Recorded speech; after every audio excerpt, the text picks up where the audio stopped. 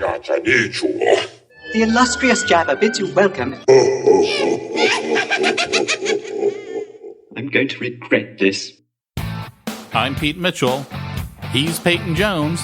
And this is the Church Planter Podcast, brought to you by Church Planter Magazine.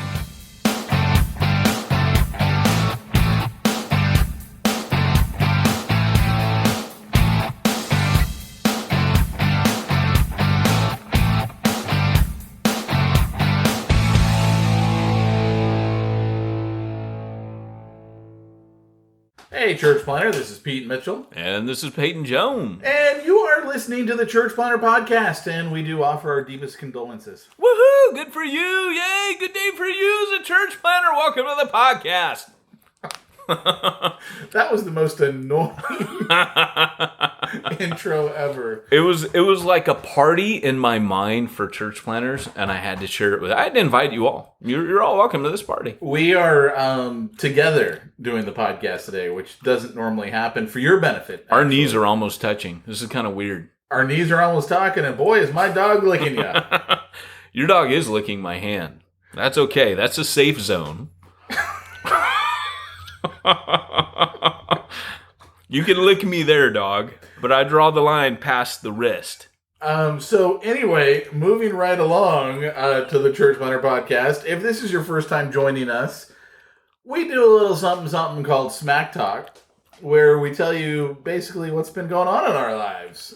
Yeah, and our real topic today is gonna later be when you get screwed over in ministry. Because if you've been in ministry for any period of time, that's going to happen. How do you deal with the pain? How do you deal with the fallout? How do you move on? And how do you heal? And so we're going to talk about all those things a little bit later. Is it going to be more than just me telling them to suck it up, Buttercup? No, pretty much. We better have a lot of smack talk because that's all it's going to be.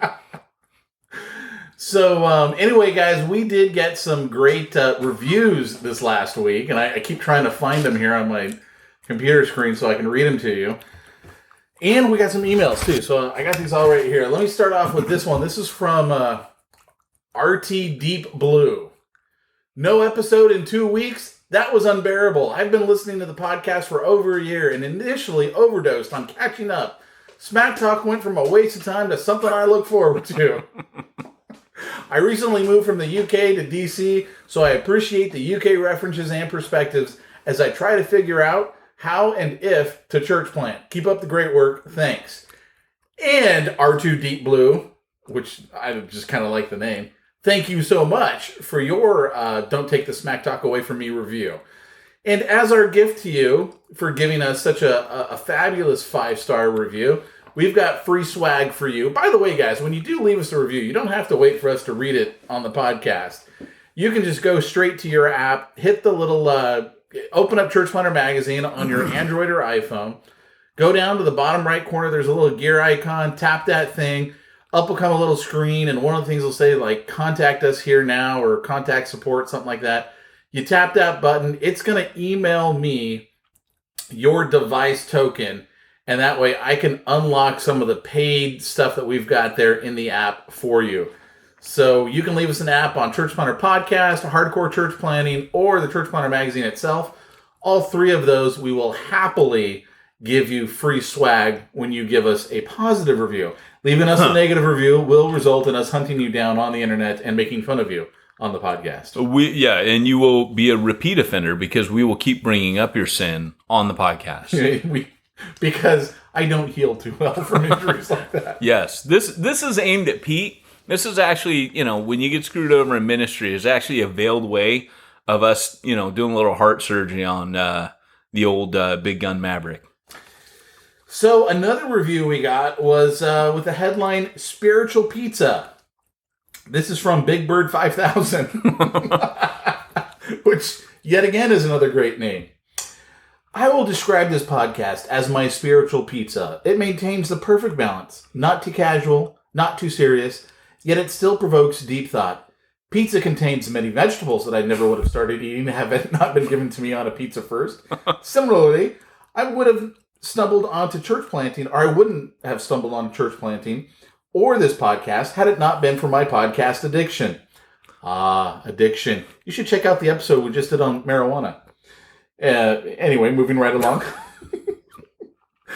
I ended up over here looking for youth ministry tips. Boy, did you come to the wrong podcast. And I'm not even a church planner yet, only a youth and worship leader. But after listening for a year, my understanding of ministry is changing. My vision is developing. When I began ministry, I had no idea what I was doing, but now I'm beginning to think like a church planner in my current ministry. This podcast has also shifted my focus from inside the church to outside the church. It's helped me learn how to put my ministry more in line with what Jesus wants instead of doing things completely based on results and numbers. Without it, I'd still be doing ministry with an inside the church mentality. The testimony on this podcast has also been very encouraging. Which podcast was this? No, this has to be. This is Church Planner. Yeah. I love ministry to death, but I'm part of a team revitalizing a church with a difficult past and live with devastating family circumstances that are out of my control. It's exhausting so many times I just hit a wall. When I feel like I'm totally out of fuel, I come here just to hear what God has done and help me get focused back in the right place. He gives me tools and a plan to move forward with. We signed our church up for MoGive. MoGiv.com/church.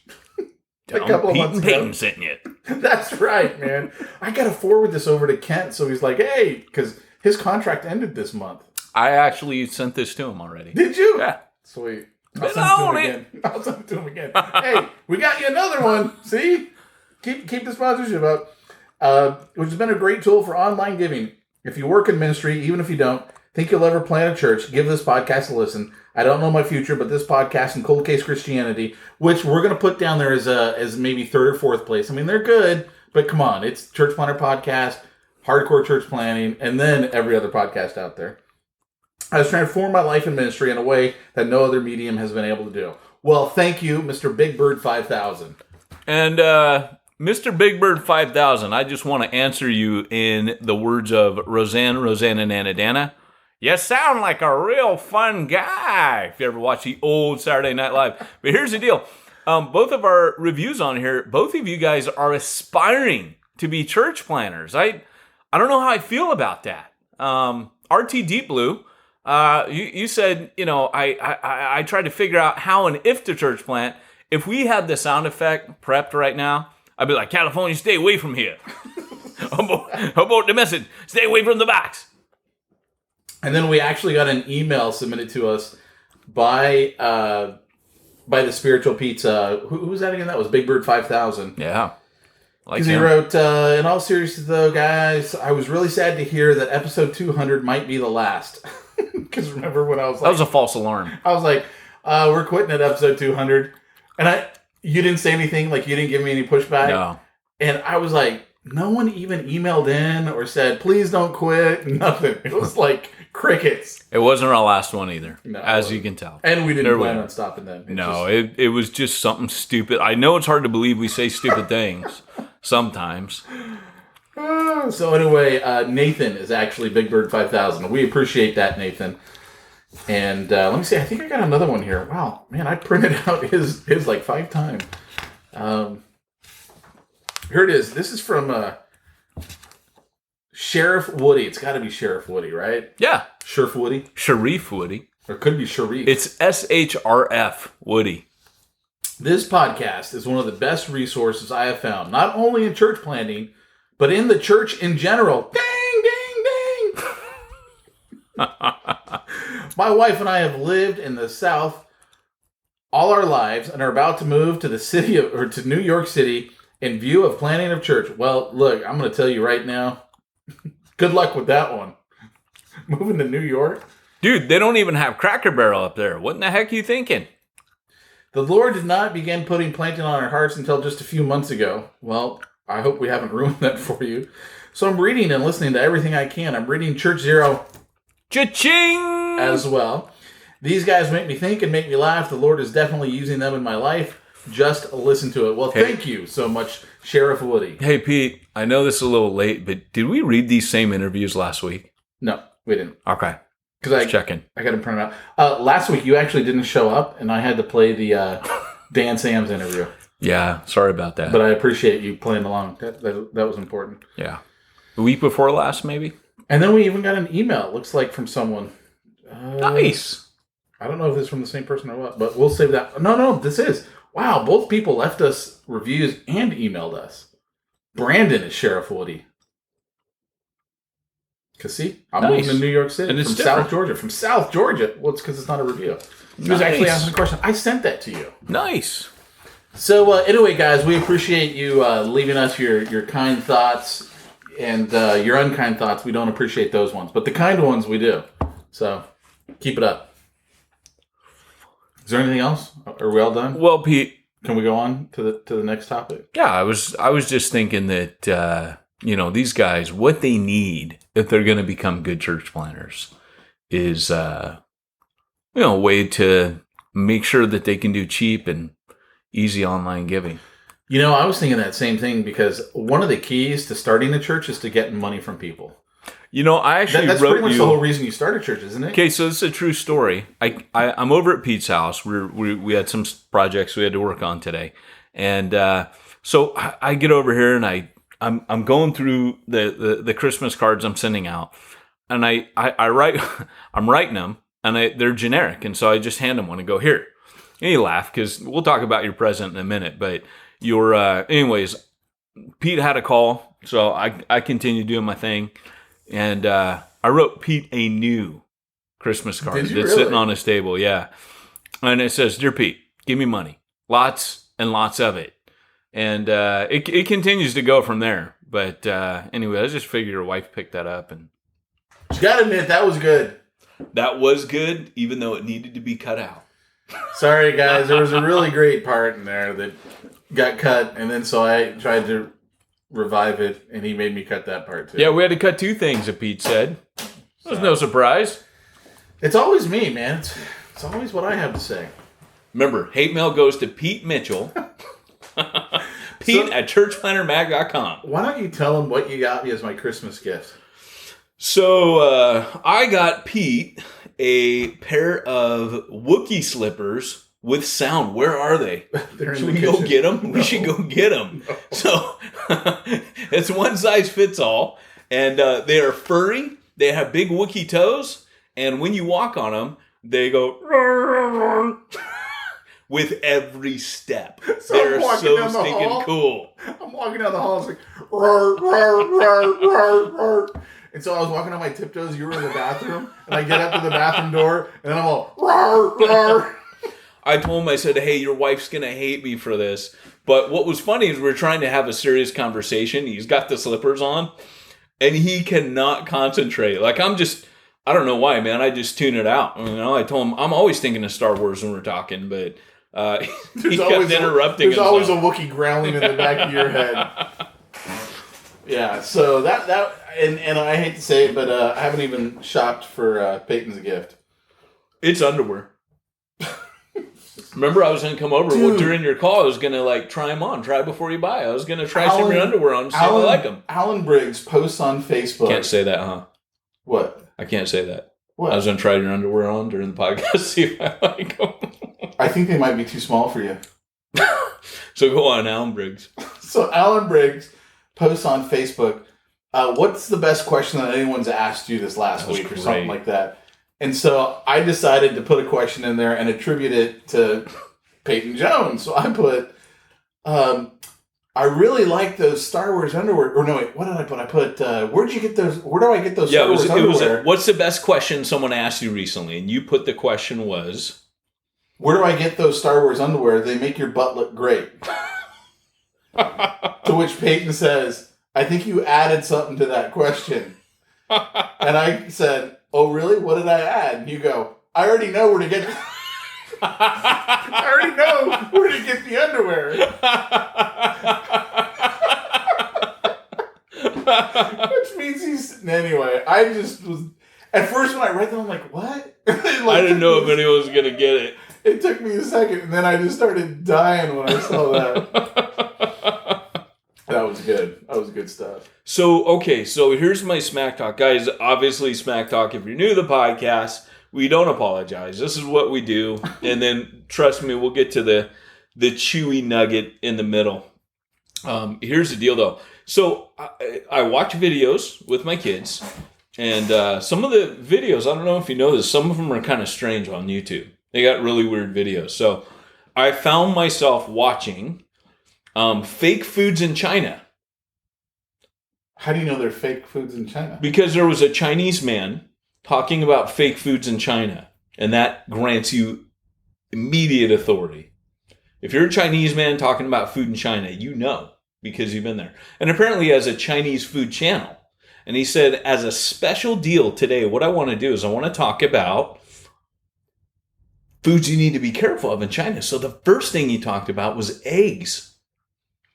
And they look real. They mix all these weird chemicals together because there's such a food shortage in China. Everything down to the white shell that you crack open. In China? There's too many people. So then synthetic rice, that when you boil it, it does not expand and soften. So people eat it, and it's really bad for your insides.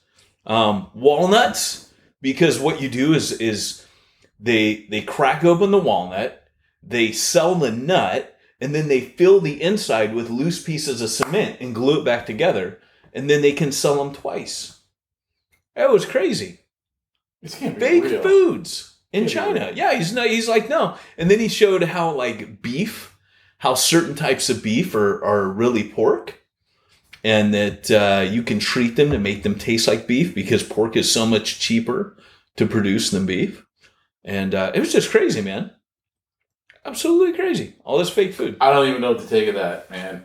So, but the really cool one I saw was vending machines all over the world. The weirdest things you can get out of vending machines. Did you hear that McDonald's is adding 10% more beef to the Big Mac? I did not know that. You know how much beef that means they're going to have now? 10%. Anyway, go to your vending machine. So vending machines. I mean, this is just something that has to be shared. You have to know this. So if you live in France, you can get, there's a machine that bakes you a baguette. Because bakeries are only open like the first half of the day. So if you need a fresh baguette, it's partially cooked, but not all the way. And so you put your money in any time of day, and it'll bake you. It'll like finish the baking process for this baguette. Takes a couple minutes. Boom. Fresh baked baguette pops out. In Australia, you can get French fries. Out of a vending machine? Literally, it's frozen French fries.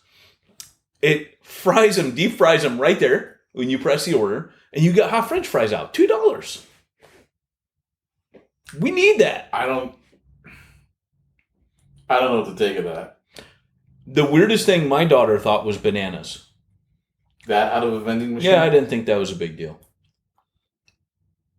The problem is the bananas, I could see them getting stuck and not be able to... Now, this was a particularly useful one. There was an underwear vending machine. You never know. We've all had those moments. No, we haven't. What moments have you had? Everybody's had those moments. I don't know what Go to moments work you're with a little talking touch about. of the flu. I'm just saying. Little underwear vending machine might come in. You work from home, so I've never had this issue. I don't know what issues you've got when you get sick, but now I understand the sign by the side of the pool that says, if you have diarrhea or have had it in the last 14 days, you're not allowed to swim in our pool. Have you seen that? No, but that's a good sign. Dude, we were at the Embassy Suites for Thanksgiving. We were up visiting my folks. I wouldn't go in that pool. That would tell me there's a problem here. The Embassy Suites had that sign up. I'm like, I would telling my not wife, go in that pool. I go, read the sign. Read the sign. What I want to know is the 14-day rule. Like, how do they know? It raises other questions we can't get into. I'm just saying it's a little bit iffy. There are uses for vending machines. I'm just telling you, there's a lot of things out there. People get out of vending machines all over the world. I think you should Crab. You can get crab out of vending machines, like in the shell and everything in China, but it's probably fake. I don't know what to take of that. I'm just telling you, man. It's like watching the internet sometimes will expand your mind in a very bad way. I just want to know, did these come up in your Facebook feed? Or did you have to go searching for them on the internet? No, they came up on my YouTube channel listing because I watch a lot of weird kind of sciencey things with my daughter.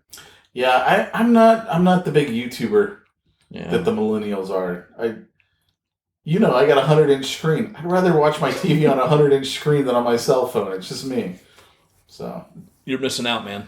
So what's today's topic again? I think we should probably get into it. Today's topic is what to do when somebody in ministries... You totally forgot, didn't you? No, I didn't. What was my topic? I was burping. Oh. What to do when somebody in ministry screws you over? Is there a better way to say that? I don't think there is. So, here's the deal. Everybody, I mean, Pete, you've been in business a long time, and we were just talking today about how, people often will stab each other in the back or throw each other under the bus in business. And in ministry, people have this idea that in ministry, I suppose really people should act better, but over the years, I don't think I've ever served with a minister that did not, in some way, shape, or form, stab me in the back to a certain degree. Really? Yeah. Wait, you've never worked with someone? No. In some way, shape, or form. They've all stabbed you in the back. Yeah, and it may be to a lesser degree. It might be to a greater degree. So it could range everything from, somebody firing you to something much smaller, like someone kind of locking you out of things, or maybe they just seek to undermine you a lot. And the problem is, when you are a church planner, you often come to church planning with wounds and scars, and that can be something that can continue to undermine you. So this kind of falls into the category of... See, here's the first thought that I have going through my head when I hear someone say, everyone I've worked with has done that to me. It's kind of like the old saying, if you sit down to play poker and you look around the table and you can't spot who the sucker is, it's you. Yeah, most definitely. I'm just wondering how much of this is partially because of you, but I don't mean like you're the issue, but maybe some people are just, they rub other people the wrong way, and so what they take as a slight against them is not necessarily the other guy's fault. Well, I can say this. I can say that going into many of the situations I've been in, because I'm an idealist and I can be altruistic, that there are times where I don't look after myself. In other words, like, I'd go into something going, hey, this is for the Lord, let's totally do it. Or I would agree to things, or maybe I'd serve with, I remember going, okay, let me tell a story. I'll tell you a story. Right before I church planted, probably the worst scenario I ever had was I left a church. It was Lloyd Jones's church. I left that church. We had, they were planting out, and I'd given them a little bit of help doing that. But at that time, I really felt, now I need to go take this church in West Wales. It was a Reformed Baptist church, and it was an elder-led church. So their government was, multiplicity of elders. The problem was, and this is always a bad situation, there was only two. And so had there been three, that could have made things easier.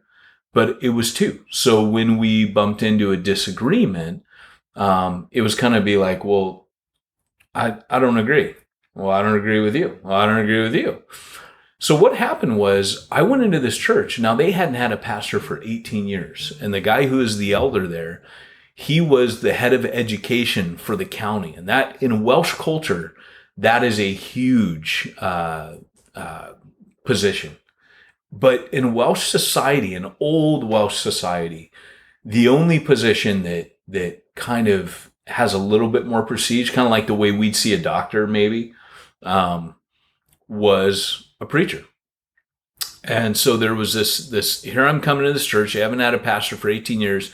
The other elder, he's the director of education. He's very well respected in the community. And here comes this young punk kid. I'm like 20 something years old. I think I was 28 when I went there. And he was, easily 60 years old and a very competent guy, a very nice guy. But what happened was, no sooner did I get there, so anyways, they say, hey, will you come? We can't pay you fully. And again, I probably, because I'm an idealist, go into situations that are less than ideal. And so right away, things started kind of changing. So they said, hey, we can't pay you, but we got this awesome outreach opportunity. And I thought, hey, well, that's cool. I'll get a job, which I did. Got a job firefighting. And then I was also the pastor there. And they said, hey, we got this cafe right across from the university. We can use that for ministry. So two things happened right away. I got there and almost immediately, like I remember they gave me a contract. I signed it. And almost right away, maybe a week before I actually started there, they handed me, I had already moved everything. They handed me another contract. And that contract, rather than calling me the pastor, it changed the title to preaching elder. And at the time, I didn't really realize, I don't care. I mean, even now I'm like, hey, the title doesn't matter. But what ended up happening was, it was a strategic move to kind of say, well, look, you're not going to be the pastor. You're not going to be anything more than what I am. You're the preaching elder. I'll be the governing elder, which they didn't say, but they definitely meant, which came up later. And so later it became an issue of, I was just there as kind of like pulpit hire on the cheap because the other guy was so busy with his job. And so it was a quick power play at the 11th hour. I was young. I was naive. I didn't realize what would happen. But obviously, if you're in the pulpit, you start gaining, you really capture people's hearts. And so what started happening was this guy who had been there for 12 years, church hadn't had a pastor for 18 years. Suddenly it was, Saul has slain his thousands, but David has slain his tens of thousands. Suddenly now he started getting upset. In particular, his wife, who was ruling the church in his absence, really started to resent my presence there more and more. And she started speaking against me. She started saying things that were very divisive. And they would get back to us and we would go and we'd sit down with them as a couple. Often, she was a real straight shooter. She'd say, yeah, I said that. And she wouldn't deny it, which was kind of refreshing. But, she would say, yeah, I don't like that. And I'd say, well, why don't you come tell me about that? Don't go around and say that to other people. But anyways, suddenly the next thing that happened was the cafe that we were going to use. Suddenly they made a vote that we couldn't use that for ministry. They said, you know what? There's too much money invested in this thing. A lot of it's come out of our personal finances, and we don't want to use it for ministry because we don't want it to get destroyed. And so, again, there was something that at a little bit too late, I was there, and suddenly now I'm going, well, I came here under this understanding, and now this has changed. And so over time, things just continue to go downhill and get worse. And the other thing was they said, well, we've got all these preachers booked, we can't really have you in the pulpit as much as we thought. Would you mind if for the next 6 months we have these? And being me, I go, sure, no problem. We'll do that. And of course, I've told this story before, but it all came to a head when we started. One of the things in the job description was I would start an evening English service. And as I did, people started getting saved out of the community. And I think I mentioned this on another podcast, that the people who came from the Welsh community, Welsh speaking community, because that's their language and they love their language, those people started coming to faith in our English service. Well, the elder's wife, who already didn't like me, this really started getting her riled up because they had this little, and it was kind of sad. It was a sad little Welsh service, but I believed in it. I believed it was good. I believed it was a worthy thing.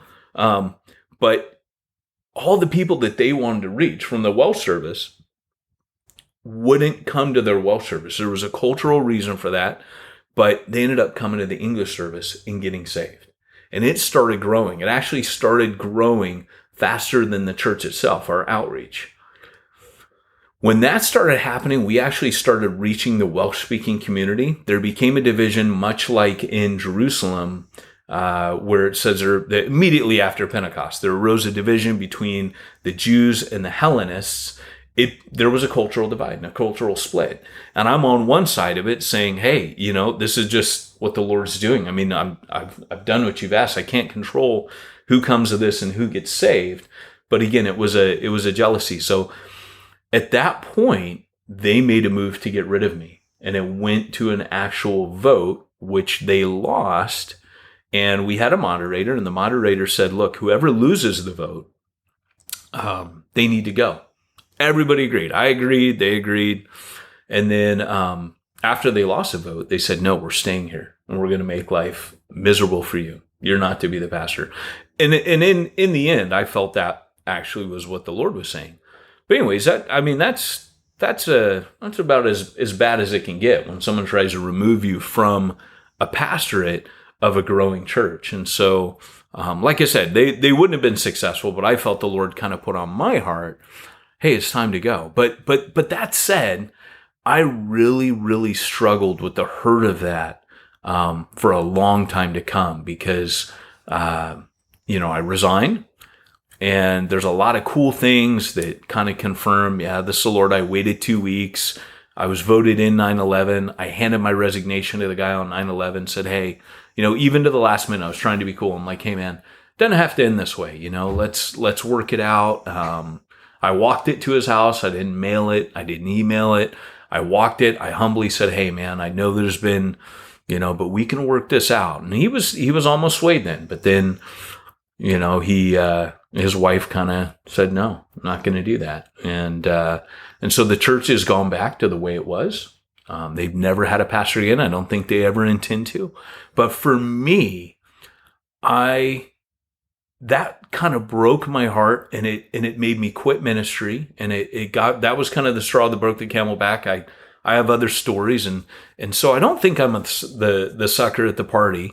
I can imagine slights as much as the next guy, but things really and truly have happened, and I felt that pain. And over the years, I've had to kind of work through that, and it's not an easy thing to work through when you feel that people, and it can be a minister you've served with. I know we had a church planner who wrote in to Jump School. And in fact, I can't remember if it was a live call, Pete, but he was like, hey, we moved everything. Oh, yeah. And he goes, and once we got here and we're all ready to start our church, the church informed us, we're not going to support you. All the things we promised you, we're not going to support you. We're not going to send you. And we're not going to send you. And I think it had something to do with the proximity. It was well, that's what we thought was because it was only like 20 miles away, and people were like probably afraid that means you're going to steal all of our people. Yeah. Which, to be frank about it, 20 miles away, there's got to be at least 100 churches in between you and them. So whatever. But these things happen, and people are human. I love what John Wesley said. First thing that really helped me was, I think it hurts more when you're shocked by it. Because again, I'm altruistic and I'm idealistic, and I put myself in weird situations because I think, hey man, yeah, totally for the kingdom, let's do it. And my wife over the years has kind of been like, hey, that's really stupid. Why would you do that? And over the years, I've gained a little bit of wisdom. I can't say I've gained tons, but I used to be shocked. So I think one of the things I realized is kind of what John Wesley said. He said, the only thing you should ever expect from people is to be disappointed. Mm. And I think once I kind of got that, hey, these guys are as human as I am. And maybe that was that guy's struggle. Because I could, if I look back in hindsight, the guy who was the elder with me, like I said, I still love that guy. But I think he was in a very difficult place. His wife had been running the church because he was so busy before I got there. It wasn't that I stepped on his toes. It was that I took her job away. And, so I kind of get it. But man, I remember seeing him at a gas station not long afterwards, and he was nice to me. And I didn't want to talk to him. I didn't tell him, get away from me. I just said, hey, I turned my back on him and kept pumping my gas. And I was so hurt, man. And the reason I did that is because I thought, I'm going to either scream at him or grab him. He's 6 years old. You know, I want to kill him. And he's 6 years old? 60. Oh, 60 years old. 60 years old. So the next time I saw him, he crossed the street to the opposite side of the street. And I thought, man, I got to get out of this town. And I've told stories about how God led me to healing because, you know, for a long time, I struggle with that. So I think the first step in dealing with that is to know that these guys are sinners. Don't put anyone, a minister, anyone else on another playing field as if they're better or they're not going to do that. And if you think about it, right, Jesus, all of his disciples, I mean, they were his friends. Not only did they desert him, but Peter also denies him. And so I learned to kind of take refuge in some of the Psalms where, you know, they're prophetic. And, you know, it says, and you, my brother, we went to the house of God together. We made sacrifices together. And even you have betrayed me. I mean, David knew this kind of pain. And he knew what it was to be betrayed by people that he sought the Lord with. And so this is nothing new, you know? No, and I also think, too, and I know we're not going to get into this, and I don't think we want to get into this, but it just reminds me of what we see going on the internet right now with, like, what's happening in Calvary Chapel. Yeah. And the thing that kind of amazes me is on the internet, people don't mind saying the most absurd, hurtful things ever that they would never say to someone's face-to-face. But, like, the internet, we just don't have any problem. Like, I understand on blogs where you can totally hide behind anonymity in the comment section. But even on Facebook, like, I'm looking at some of these guys and I'm like, dude, seriously? Do you realize how angry you sound? How much of a jerk you sound like? Like, maybe you're in the right. I don't know. But the way that you're talking, no one's going to... Well, that's not true. Idiots are going to side with you. Yeah. But it's like... And we see a lot of this, and I think because of the age of the internet, pastors are going to have to deal with this a lot. You're going to have to deal with the anonymity of the internet. You're going to have to deal with... I mean, we see this all the time with junior hires and high schoolers, where kids will make fake accounts just so they can bully someone. And they do the same thing. I mean, adults are doing the same thing. I mean, those junior hires and high schoolers are now adults, and they still do the same things. And I think you're right. I mean, people are going to have to really deal with this stuff that comes up. Yeah. And people just wanting to hurt you.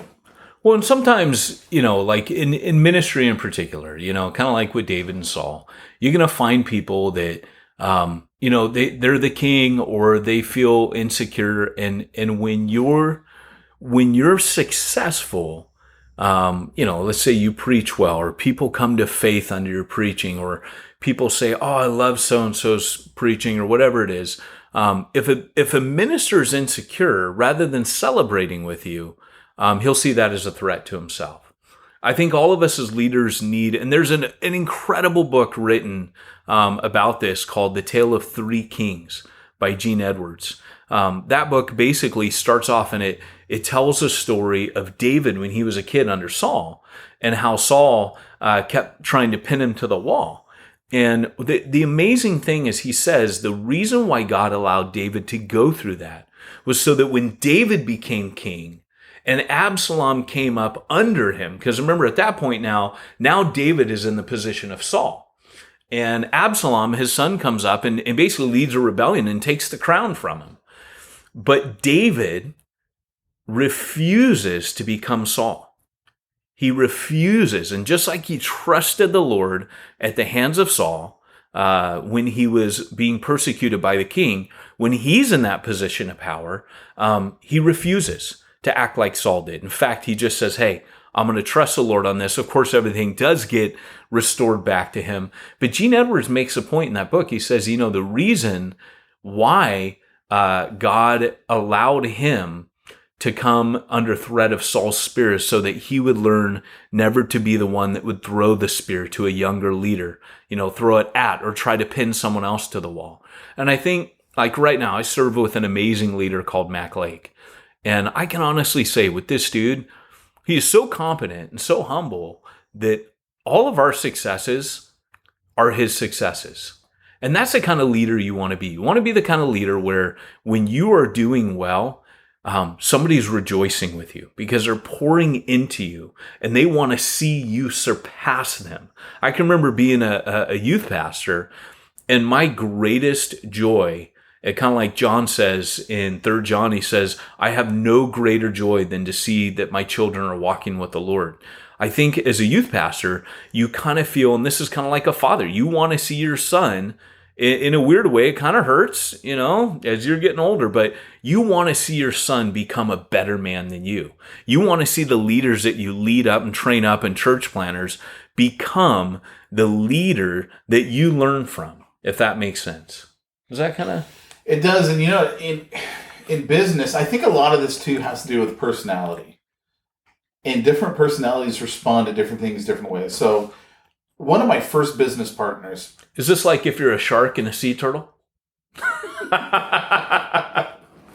One of my first business partners, we were really good friends, and this is before really I knew what I know today. And I've since learned I don't go into business with friends because they're friends. Like, that's not the reason to get into business with people, because it ruined the friendship. Yeah. And we're not friends to this day. But he was obsessed with being in the spotlight. So a large part of what we had to do is we would go out and we'd do public speaking, and we'd be selling product, kind of like how I still do today. And for me, I didn't care about who was in the spotlight. I cared about the money, right? That kind of figures for me. Yeah. It was all about, like, I want to make the most amount of money, and I don't care who needs to be in the spotlight to do it. Right. And it was funny to me because whenever he would go out and speak, he would sell just as much as I would sell. So I never cared. Right. I was like, I really don't care who goes out there and speaks because we both sell the same amount. I'm good. Yeah. But he would get bent out of shape if I was asked to go speak somewhere and he wasn't. Because I was a much better speaker, but it didn't translate into more sales. Right. So to me, I was like, who gives a rip? I mean, it's not translating into more sales. But he would get totally bent out of shape. And the reason why I'm bringing this up is that was a personality thing. Like, he needed to be the center of attention in the Enneagram, which is kind of like the DISC test, or one of those. It's a personality profile. He would be what they call a 3. Hollywood is a 3 mentality. It's look at me, look at me, look at me. And there's nothing wrong. These are just all different personality types, right? Yeah. And that wasn't me. I'm not a look at me for the sake of looking at me. But how you would translate this into the church, and we've talked about this.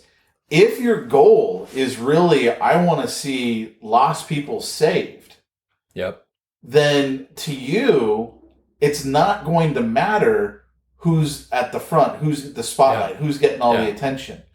Like, I can honestly say, looking at a guy like Rick Warren, I could see him very easily going, I don't care if I'm in the spotlight. Yeah. I just want to see lost people saved. Yep. There are other people who I wouldn't say that about at all, who are, mega pastors. Yeah. They've got to be the spotlight. In fact, I just saw a Babylon Bee article that was hilarious. I'm not going to bring it up. All right, don't bring it. It was funny. It was so. But this is what I'm saying. In that situation I went into, I didn't care what they changed the title. Like, it was only in hindsight that I looked back and went, oh my gosh, like, I can see it now. But even then, like, in the beginning, when they're like, hey, you're only going to be in the pulpit once a month, I was like, that's okay. My mentors tell me, no, don't do that. But again, for me, it's always, even at the point where team leadership for me now, when I plan a church, I'm not in the pulpit every week. I'm wanting to raise up other people. That's important. And then when our guys do well, it's awesome. It's kind of, because then they're going to be ready to multiply. And so going back to how we heal, I would tell you, I went through a very, very dark time for a very long time. In fact, I think I mentioned this in Jump School. I think I told this story with the guy who raised the issue. DVDs? The Jump School guide? course. Oh, which, the course. Yeah. Okay. And I mentioned that, I was a firefighter, so I didn't work every day. And I had a lot of time to landscape my garden. Well, then I'm in my head and I'm mulling it over, and it's getting darker and darker, and I'm praying, cuss word prayers to God and ranting and writing my own deprecatory psalms. God break their teeth and smash their infants against the rocks. I mean, David wrote stuff like that. He felt stuff like that. So I'm writing this horrible, just pain-filled prayers and hymns in my own heart. Meanwhile, going, God, I'll never work for you again. And so when I found myself kind of, standing in a Starbucks with a room full of non-believers who wanted to know Jesus and, wanted to study the book of Mark and started becoming a church plant, I kept trying to give it away to anybody in the room who is more fit spiritually to do it, because I felt very unfit. I was angry. I was cussing a lot. I was just in a very dark place. And I can remember just kind of talking to God, and the healing for me, there were three things. I can remember going to a conference, and this prophetic guy came up to me out of the blue, and he goes, I need to talk to you. And I didn't know this guy at all. And I was very skeptical at this point of people that were charismatic, Pentecostal, less so than now. But he ended up saying, hey, I don't know you, but I feel like I have a burden from the Lord for you. And he just started speaking into my situation. I'm telling you, man, it was like he read my mind. And the words and the prayer that he prayed over me were healing. And that was a start. But also, too, I started learning. And one of the things he said was, he's like, look, man, you're standing in carnage and blood, and you need to step out of it. Like, I was choosing to wallow in this stuff. And so the first step for me was to get out of it, just stop wallowing in it. It's done. It's in the past. And the second way that I learned to kind of move fast was to look at my sin, because I was doing terrible. And to take this other guy and put his sins against me under the blood of Jesus, and to take him to the cross, take it to Calvary. Because at that moment, it had to be an act of the will. I felt nothing but anger and hurt and resentment at this individual. And I think forgiveness is the path to healing. You see, when someone hurts you, they've hurt you once. But if you continue to live in that hurt and pain, you're giving them the power to repeatedly hurt you over and over and over. And so when God says forgive, he's freeing you. He's not saying it, because he wants to make your life even more difficult. He's saying, I want to free you from constantly allowing this person to hurt you. You're giving that person the power to constantly hurt you. So Jesus telling us forgive 70 times 7, as many, that became literal to me. I had to forgive this guy sometimes multiple times a day, and it became an act of the will. I did not have the feelings for a long time. I can now say, you've heard me talking about him now. I can say I love him. I can say I've forgiven him. It doesn't hurt anymore. But some of that was time, sure, but a lot of it was kind of like the old, 12-step recovery addict says, I was working the steps, man. I was working the 12 steps. And one of those steps is to forgive people that have hurt you and declare their record of wrongs. And I had to do that. And then the third thing, guys, is the way that you move. Okay, I would say, just as a parenthesis, don't talk about it. Don't talk about it if you need to with your spouse, but be careful. Talk about it with your friends, but be careful. Don't allow that to become a session where you just rant and dump and, you get them all weirded out. Instead, if you need to talk to a counselor, fine, but make sure you're talking to God. Every day you're talking to God about it. But the third thing that I was going to say, as I was just an aside, the third thing is you need to, and I know people say, oh, you need a ministry detox, and I'm a big believer in ministry detox, but I think you need to get back ministering again, because if somebody's hurt you so bad that it's actually stopped you ministering, the healing often doesn't complete its cycle until you're back serving people again, until God is using you again, and you realize that was not the end of the world. That was not the end of the universe for me. And you start experiencing God using you in new ways, in new scenarios, in other people's lives, in new frontiers. And I would say that's one of the major things. But like Gene Edwards in his book, I would say to you that one of the key things to keep in mind is that experience happened for a reason.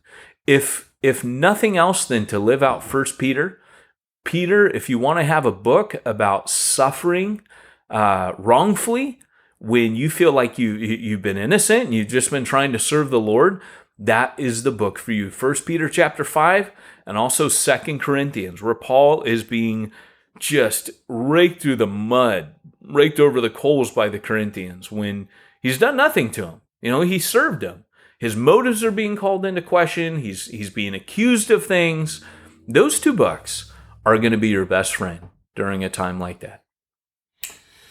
Well, one other thing that I think pastors might need during all of this is, there's usually a lot of stress from paperwork. That was a great segue, Pete. And, if they can unburden themselves of, perhaps payroll or bookkeeping, insurance, web design. Do you know of a way that they might be able to do that? Is there a step for that? Yes, Pete, because actually that can stop the healing process. If you're burdened with all that, you can't be focusing on that. You need to focus on things that matter. That's right. I would turn those people to simplifychurch.com. What? Oh, yeah. Man, it is the pathway to healing. Wholeness, wealth, and prosperity. Oh, wait, wrong podcast. SimplifyChurch.com. We take care of all your needs. Financial, bookkeeping, and IRS services. Payroll. Disclaimer.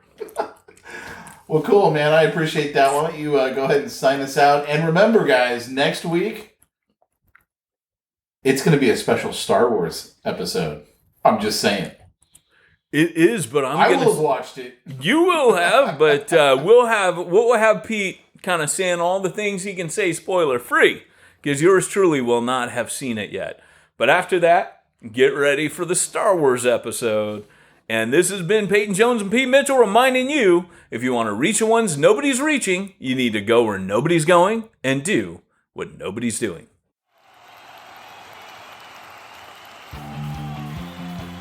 Thanks for joining us for another weekly episode of the Church Planter Podcast with Pete Mitchell and Peyton Jones. We'd love to hear your comments on this episode of the Church Planter Podcast. Visit us online and let us know what you thought at churchplanterpodcast.com. If you subscribe to us via iTunes and have enjoyed the podcast, leave us a positive review. The more positive reviews we receive in iTunes, the more iTunes will promote us to other church planners who would benefit from this show.